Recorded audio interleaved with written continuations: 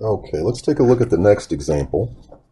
And what I want you to do first is to work the answers out yourself before you watch the video. Just practice it and see how well you do, and then come back to the video and check what you did.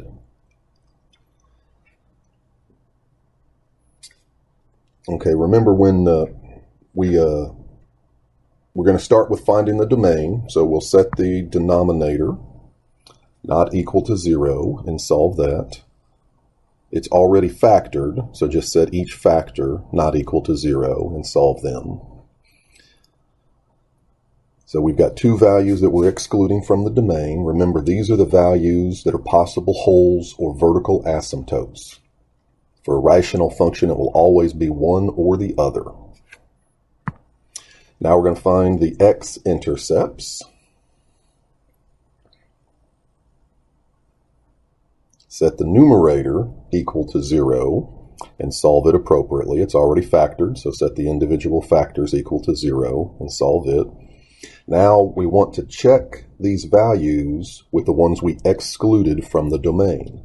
X equals 0 was excluded from the domain, and it looks like an x-intercept. It cannot be both.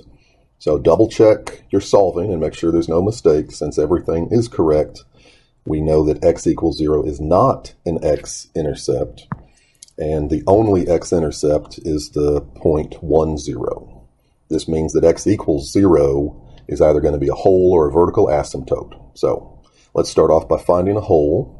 We're going to simplify the function.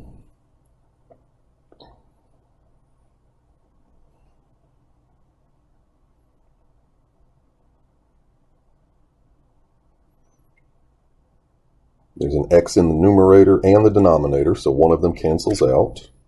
Now we're going to evaluate the simplified function using x equals 0, and then we'll see what the answer is and decide what to do next. So the answer is 0. This means that there is a whole at the point 0, 0.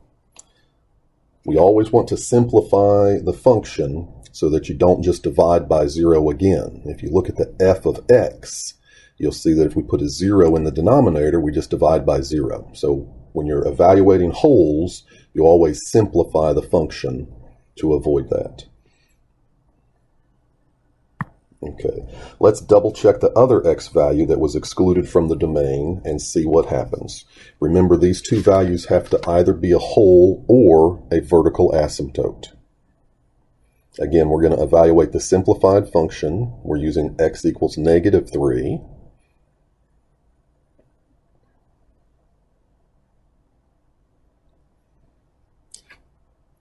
And you see that even with the simplified function, we're still dividing by 0, which means that this is a vertical asymptote. X equals -3.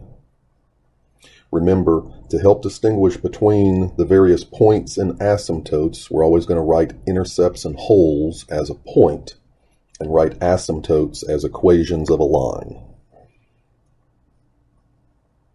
That's the end of this video, so move on to the next example.